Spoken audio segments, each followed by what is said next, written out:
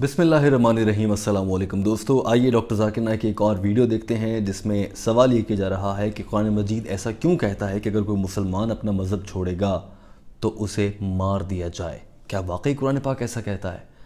آئیے دیکھتے ہیں۔ Assalamu alaikum. My name is Haya and I just have one question for you tonight. Islam is a religion of peace and freedom of thought and freedom of speech. So why in the Quran does it say that if a Muslim who is born a Muslim should be punished by death if he chooses not to follow the religion anymore? Sister, you said the Quran says that a person who is born as a Muslim and he changes his religion, he is put to death. Sister, I don't know of any verse in the Quran. You point out in the Quran, there is no such verse in the Quran talking about that a person who is a Muslim and then who changes his faith, he should be put to death. But there are certain rulings.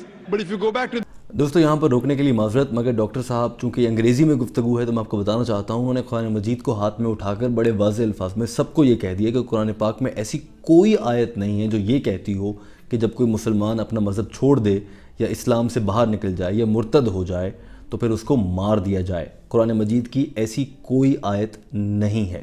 But if you go back to the history, the seerah of the Prophet Muhammad sallallahu alaihi wasallam, we know that when the Prophet went to Medina, there was one Sahaba who came and said that when the Prophet said, go and kill these kafirs, they are causing problems, they are the enemies.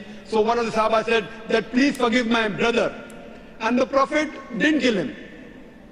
And later on that person accepted Islam. So it's not a general rule that any person who's a Muslim who becomes a murtad, he has to be put to death.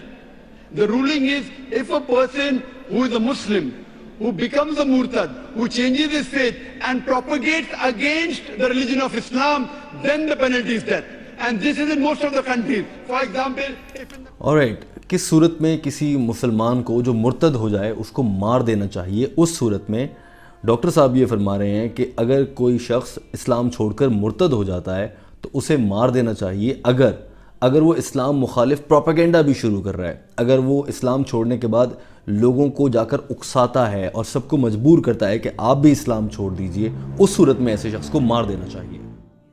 in the country of India, there is a citizen of India who shares the secret prints of the Indian army with the enemy. The Indian law will say he should be put to death or life imprisonment. There is the same law in America, same in UK for apostasy.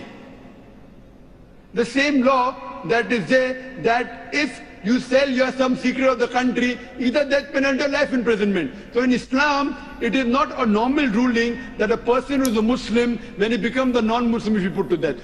Only if he propagates against Islam and conspires against Islam, then is the ruling of death, sister. Hope that answers the question, sister. Thank you so much. Yes, you did. You're most welcome, sister. alright دوستو، doctor صاحب کا جواب آپ نے سن لیا ہے۔ اس میں بہت کلیئرلی کہا گیا ہے کہ کسی بھی انسان کو اگر وہ اپنا مذہب چھوڑتا ہے تو مارنا جائز نہیں ہے۔ لیکن اس پوری ویڈیو کے دوران میرے ذہن میں یہ سال 2020 کا آخری حصہ چل رہا ہے۔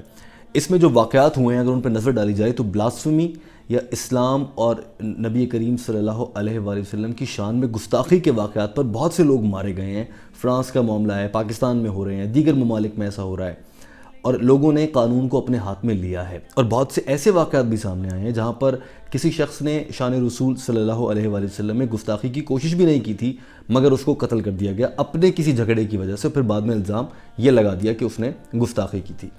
ڈاکٹر صاحب کا بیان بھی یہی کہہ رہا ہے کہ آپ کسی صورت بھی کسی انسان کو مار نہیں سکتے ہیں، البتہ اگر کوئی اسلام مخالف مہم چلانا شروع کر دیتا ہے تو اس صورت میں دین اسلام کے مطابق اس کی سزا موت ہے۔ لیکن کیا اس پر اس دور میں عمل کیا جا سکتا ہے؟ یہ بڑا اہم سوال ہے دوستو۔ اس معاملے پر ہمارے لیے جاننا بہت ضروری ہے کہ اس دور میں ہم اس پر عمل نہیں کر سکتے۔ کیونکہ اس دور کے حساب سے لوگوں میں عدم برداشت اتنا بڑھ چکا ہے، وہ بات بات پر دوسروں کو مارنے پر چلے جاتے ہیں، یا پھر اب ہماری تہذیب وہ نہیں رہی ہے، یا ہم میں اب برداشت کا عنصر اتنا نہیں پایا جاتا ہے۔ لہٰذا اس دور کے حساب سے یا موجودہ جو دنیا جس چیز سے گزر رہی ہے ان کو قوانین کو دیکھتے ہوئے ہمیں یہ چاہیے کہ اگر کوئی شخص ایسا کرتا بھی ہے اور آپ کے علم میں آ جاتا ہے کہ اس نے ایسا کیا ہے تو آپ قریبی تھانے میں رپورٹ کریں گے یا اپنے محلے کے کسی مولوی سے رابطہ کر کے اسے بتائیں گے کہ ایسا ہوا ہے، لہٰذا میرے ساتھ آپ تھانے چلیے۔ پولیس اسٹیشن جانا بہت ضروری ہے۔ اگر آپ خود سے اسلحہ اٹھائیں گے یا کوئی چھری چاقو اٹھائیں گے اور کسی پر حملہ آور ہو جائیں گے تو یاد رکھیے کہ آپ دین اسلام کی خدمت نہیں کر رہے، یاد رکھیے کہ آپ نبی کریم کے احکامات پر عمل نہیں کر رہے، آپ ان کے خلاف جا رہے ہیں۔ لہٰذا جب بھی کبھی زندگی میں اگر آپ کے ساتھ کچھ ایسا واقعہ آتا ہے، پہلے تو اس کی تصدیق بہت ضروری ہے، مکمل طور پر تصدیق کیجئے کہ واقعی ایسا ہوا ہے، کسی انسان نے غلط کیا ہے۔ اس کے بعد یہ واقعہ اگر آپ اسلامی ملک میں ہیں تو آپ رپورٹ کر سکتے ہیں، اگر آپ غیر اسلامی ملک میں بھی ہیں تب بھی آپ رپورٹ کر سکتے ہیں، یہ کہہ کر کہ فلاں شخص نے یہ جملے کہے جس سے بطور مسلمان میرے جذبات کو ٹھیس پہنچی ہے، اور یہ چیز آزادی اظہار رائے کا غلط استعمال کرتے ہوئے میرے جذبات کو ٹھیس پہنچانے کی کوشش ہے، مجھے تکلیف پہنچی ہے تو مقدمہ درج کیا جائے۔ آپ یہ بھی کریں گے، انٹرنیشنل لاز ایسے موجود ہیں جن کے تحت ایسے لوگوں کو عدالتی طریقے سے، قانونی طریقے سے سزا دلوائی جا سکتی ہے، اور اگر آپ اسلامی ملک میں ہیں تو ڈیفینیٹلی دی جا سکتی ہے، مگر یہ کام آپ کسی صورت نہیں کر سکتے۔